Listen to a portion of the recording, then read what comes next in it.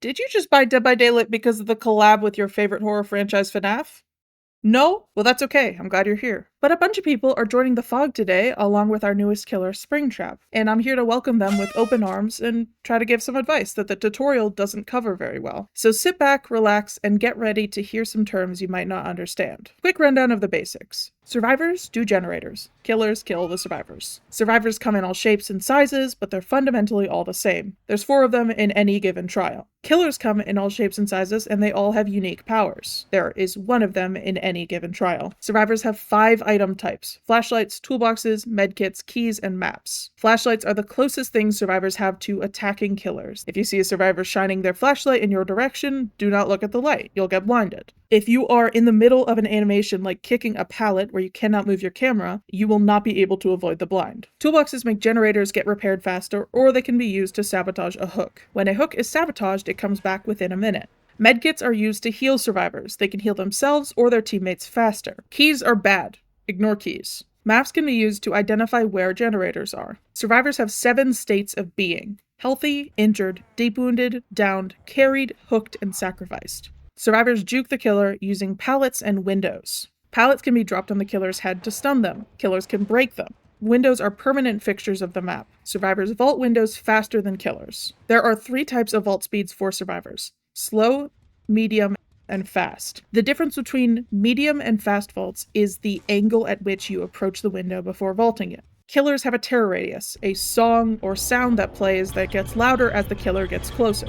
Survivors can move in 4 different ways: crawling, crouching, walking, and running. Running leaves scratch marks, which lets the killers track them. The best way to find survivors is to look near generators. They usually crowd around those. Here's some random tidbits you should know. When you're exposed, which is represented by this icon, it doesn't mean that the killer knows where you are. It means that you're able to be insta-downed. Basically, if the killer hits you while you're exposed, you won't become injured, you will go down. You do not need to camp or hang around hooks in order to get kills. There is a system in place that punishes camping. Turn your camera to look behind you while running from the killer. Every killer has a unique power with unique counterplay. What works against a trapper will not work against a nurse. It's okay to die as a survivor. A win isn't defined as you escaping, but your teammates escaping.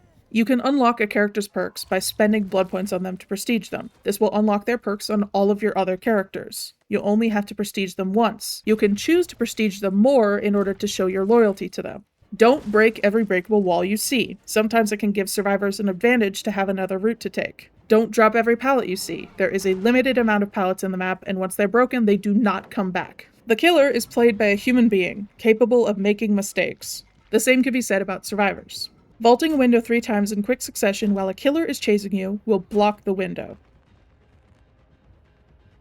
Flashlights are tricky to figure out, but generally you want to use them while the killer is in the middle of breaking a pallet because they're stuck in an animation. Aim at the killer's head. There is a toggleable heartbeat sensor that gives you a visual indicator of when the killer is nearby. There are special items that can spawn with the specific killers. They take priority over normal items. If you have an item with this texture, you cannot use your normal item. You get told in a little blurb before the game loads which killer you're going against. You get this 3 times per killer before never seeing the warning again. Some killers have the ability to hide their terror radius. The best way to avoid getting caught off guard is being able to multitask and look around while on a generator. When you miss a skill check on a generator, a noise notification alerts the killer to your location. Blockers kind of suck. Hiding in them only sometimes works, but most of the time you just get caught or you're wasting time that could be spent doing something else. Just because you hear a terror radius does not mean the killer knows where you are. Don't walk everywhere. You can run. There is no stamina system. Don't be afraid of being injured. Your top priority doesn't need to be getting healed as soon as possible. You can be useful to the team even if you're more vulnerable. You cannot carry a survivor indefinitely. They will eventually wiggle off your shoulder.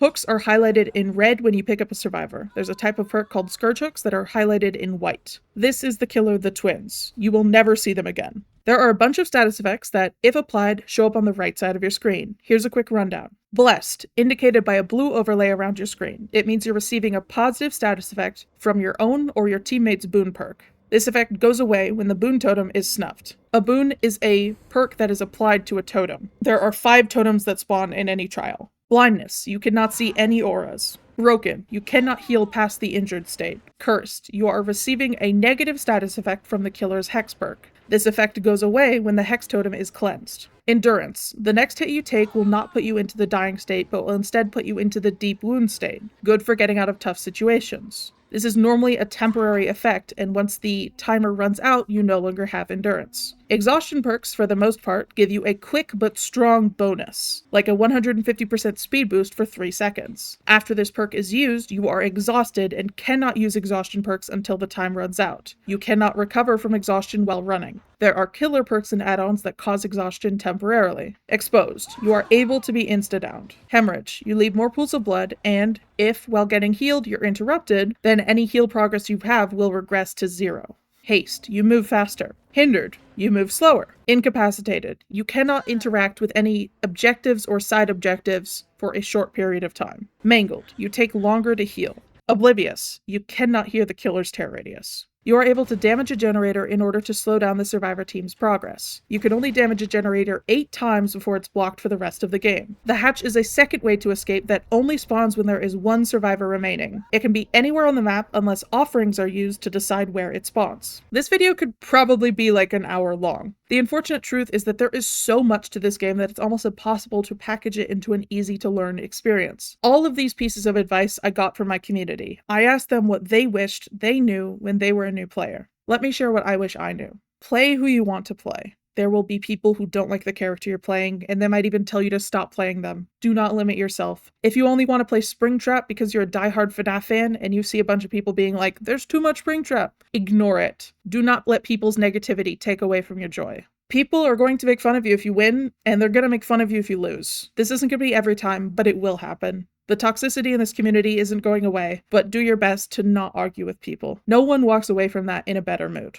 It's going to be a disorienting and overwhelming start to the game. There are so many characters and perks and maps. Make peace with losing and do your best to learn from the trials. Some killers and survivors are going to play with a clear lack of sportsmanship or respect. There is nothing you can do to change these people. The toxicity and negativity in this community is loud, but it is not the majority. I have met hundreds, if not thousands, of good people that just want to enjoy the game. This is not the type of game you are immediately good at. You are going to lose eventually. You might lose multiple times in a row. You'll likely get paired with killers or survivors with significantly more experience than you. This will be frustrating and demoralizing, but remember to take a break and step back when the game is getting to you. Survivors will not be afraid of you. You can be a real threat to them, but a lot of survivors play aggressively due to a lack of fear of their opponent.